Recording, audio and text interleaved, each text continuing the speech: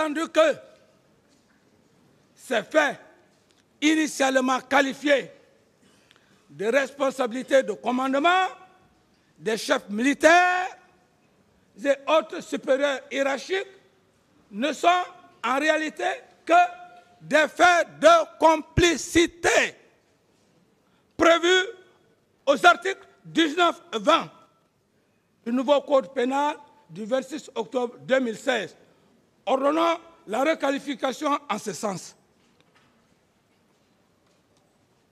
Qui va monopoliser la loi? Tous ceux qui vont poser des questions ici, qu'ils me posent sur la complicité. Et d'ailleurs, à ce niveau, pour encore alerter tout le monde, Monsieur le Président, pour ne pas qu'on essaye de dire que votre tribunal, on peut faire n'importe quoi. Silence, s'il vous plaît. J'ai résumé, Monsieur le Président, l'ordonnance de renvoi sur une seule page que je vais vous lire. Je suis ignorant en matière de droit pénal. Mais le temps que j'ai mis ici,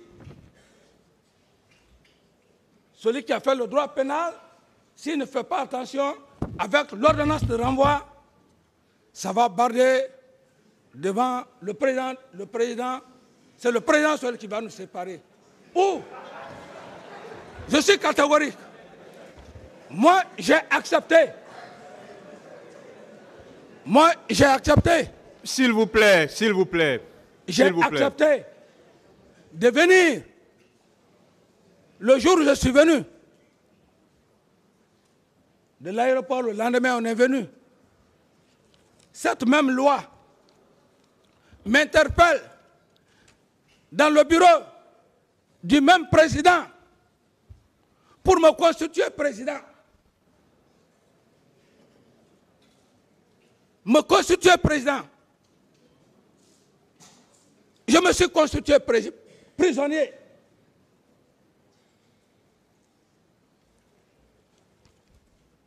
L'éminent magistrat, le procureur, lorsqu'il était avec les avocats de la partie civile, un homme très posé.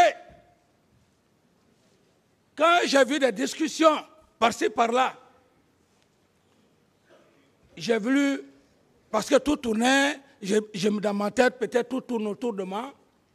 Quand j'ai voulu parler au procureur, il m'a dit sagement, calmement, qu'après, mais j'ai compris que comme je ne suis pas professionnel, je pense que quand on est à l'université là-bas, on lève le doigt, alors que ça passe à la loi. Cet homme n'a pas voulu. Je l'ai respecté. Et quand il n'a pas voulu, j'ai compris. J'ai dit, le moment n'est pas venu, ça c'est entre des professionnels. On reste dans la salle, Monsieur le Président, le car vient s'arrêter. Je vois qu'il y a des discussions. Le procureur peut en témoigner. Lorsque j'ai vu qu'il y avait des discussions, je me suis faufilé, je suis allé, j'étais le premier à monter dans le car devant le procureur. Tous les autres étaient obligés de monter dans le car. Jusqu'à maintenant, je suis à la maison centrale. C'est parce que j'ai respecté la loi. Monsieur le Président, moi je ne peux pas respecter la loi. Au moment où je venais ici, je n'ai pas à l'esprit ancien président. Mais au moment où j'étais président, j'ai respecté la loi. Et aujourd'hui, cette même loi, je me suis constitué prisonnier devant vous, devant monsieur le procureur, je suis à la prison centrale. Cette même loi-là, monsieur le président, avec la requalification de l'article 19-20, dont je fais le résumé en une page que je vais vous livrer. Prévention en cédule de station du 16 septembre 2022. Accusation. Accusé de meurtre, assassinat, incendie, volontaire, pillage, violence sexuelle, enlèvement, complicité à autres. 6 accusations principales plus complicité non précisée. Je reviens à la cédule 2. Station à accuser du 19 septembre 2022. Exemple, accusé de meurtre, assassinat, incendie volontaire, pillage, violence sexuelle, enlèvement, complicités et autres. Les gens avec lesquels que j'ai donné les moyens. 6 accusations principales, plus complicité, fait non précis. 3. Signification d'une lettre d'invitation 19 septembre 2022. Complicité de meurtre, assassinat, viol, pillage, incendie volontaire, causes et blessures volontaires, enlèvement et séquestration, non-assistance à personne en danger. On me dira, Monsieur le Président, on me dira ici, qui a envoyé les leaders politiques à la clinique Pasteur pendant qu'ils étaient souffrants, blessés? On me dira ici, qui a ordonné au camp Samori, au colonel Tebro, de les administrer directement à la clinique Pasteur pour ne pas qu'on les tue au camp Samori? C'est bien moi. Parce qu'on parle ici de personnes en danger. Je suis juste en train d'attirer un peu votre attention pour que vous prêtiez attention, Monsieur le Président. Alors, on me dira également que qui a ordonné, le même jour, certains leaders voulaient rentrer chez eux. Les religieux sont venus me voir. J'ai dit non, on ne peut pas envoyer des malades. Pendant leurs blessures, ils disent qu'ils veulent aller. Vous prenez l'engagement, ils m'ont dit oui. Je les ai libérés. Qui l'a fait? Les sages, les religieux sont là. Je l'ai fait, Monsieur le Président. J'ai ordonné à tout un chacun, celui qui va aller à l'étranger pour se soigner.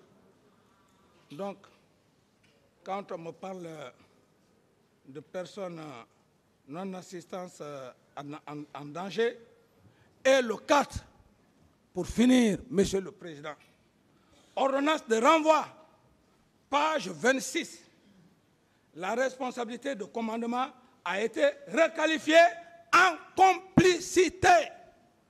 Je ne parlerai pas de la hiérarchie militaire. Je ne parlerai pas de comment le commandement du régiment, la loi me l'interdit. Je resterai cadré dans le schéma. Peut-être juste une information, si je le veux bien. Comment l'armée est structurée, ceci, cela, non. Ce n'est pas moi qui l'a dit. Cette loi n'a pas été faite pour capitaine Dadi. C'est une loi à respecter. Si j'ai donc respecté, eh bien, cette même loi, pour me mettre à votre disposition, Monsieur le Président, j'estime que, à un moment donné, quand il s'agira de questions.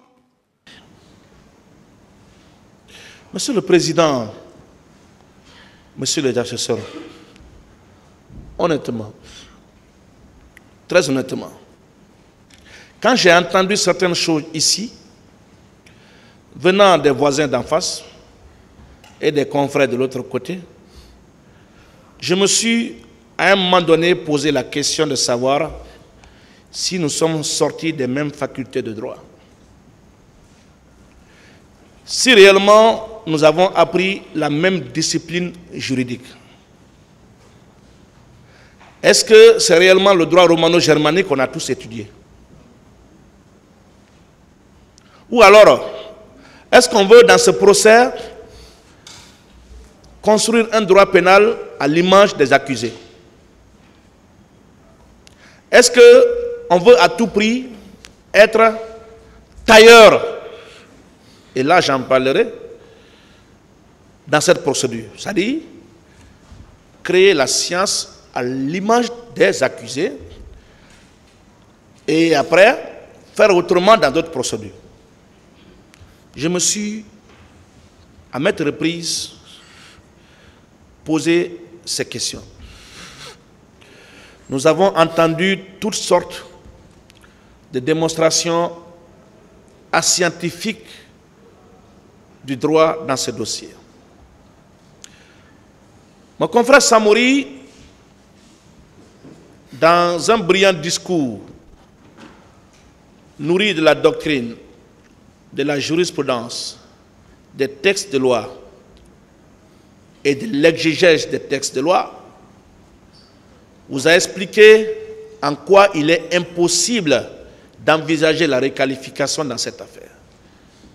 Mais je vais, avant d'aborder cette partie, vous rappeler quelque chose. Quand le tribunal a décidé de joindre cette question au fond, croyez-moi, nous étions tous déçus. Raison pour laquelle, nous n'avons même pas beaucoup réfléchi, nous avons exercé appel avant que le premier président de la Cour d'appel, que je salue au passage, M. Aboulaye Konté, ne prenne une ordonnance d'irrecevabilité. Un doyen m'a interpellé pour dire, mais pourquoi vous vous agitez? Est-ce que vous savez que cette décision est à votre avantage? Est-ce que vous savez que le tribunal a implicitement rejeté la demande de requalification? Est-ce que vous ne savez pas que c'est par sagesse que le tribunal a décidé ainsi? Après maintes réflexions, j'ai fini par donner raison à ce doyen, à cet homme expérimenté de notre corporation. Et je vais vous en donner tout à l'heure la démonstration, à travers l'impossibilité de requalification qui pourrait être en violation des droits de la défense. Monsieur le Président, le premier obstacle à la requalification que je vais aborder dans ce dossier, c'est les obstacles légaux. Les obstacles consacrés par la loi de notre pays. Ce n'est pas la loi du ministère public, ni la loi des partis civils ou des accusés, c'est la loi de la Guinée. Cette loi qui a un caractère général et impersonnel, qui doit s'appliquer à tous de la même manière. Cette loi que le ministère public et les partis civils sont en train de massacrer, de tronquer, d'interpréter à tort et à travers. Cette loi que la partie civile, les partis civils et le ministère public veulent tailler sur mesure. Cette loi dit qu'il est impossible, en l'état, dans cette procédure, d'envisager la requalification. Je vais, parlant des obstacles légaux, aborder la chose jugée. Au terme de l'article préliminaire, alinéa 4 du Code de procédure pénale, qui dit ceci: toute poursuite cesse dans le cas où la personne en cause justifie avoir été jugée définitivement pour les mêmes faits et en cas de condamnation que la peine a été subie ou prescrite.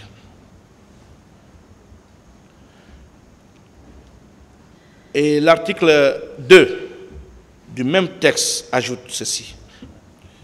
Je l'ai abordé un peu plus haut. L'action publique pour l'application de la peine s'éteint par la mort du prévenu, la prescription, l'amnistie, l'abrogation de la loi pénale et la chose jugée. La chose jugée. L'article 996, alinéa 1er du Code civil, donne la définition de la chose jugée. L'autorité de la chose jugée n'a lieu qu'à l'égard de ce qui a fait l'objet d'un jugement. Il faut que la chose demandée soit la même, que la demande soit fondée sur la même cause, que la demande soit entre les mêmes parties et formée par elle et contre elle en la même qualité. Monsieur le Président, Messieurs les valeureux assesseurs, l'ordonnance qui vous saisit a réglé 3 problèmes. Non-lieu, requalification, renvoi. Non-lieu, requalification, renvoi. Sur le non-lieu, le juge a estimé que certains inculpés ne devraient pas être jugés ici. Même si dans ce dossier, le procureur Sidiki Camara, par sa manie de tailler sur mesure les textes de loi, a su anéantir ce non-lieu-là à l'endroit d'un inculpé à travers un prétendu procès verbal d'audition sur anonymat. Il a été décidé ainsi. Le deuxième problème qui a été réglé, c'est la requalification. Cette question n'est pas nouvelle.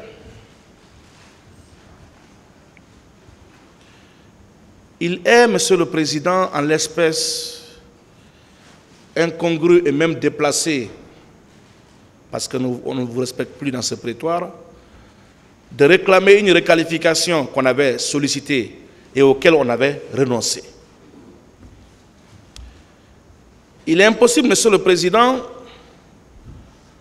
puisque le ministère public se moque de nous, de suivre ce chemin. Monsieur le Président, la question de requalification est une question de droit. Ce n'est pas une question de fait, c'est une question de droit. Et je vais tout à l'heure, parlant des jurisprudences citées par le ministère public,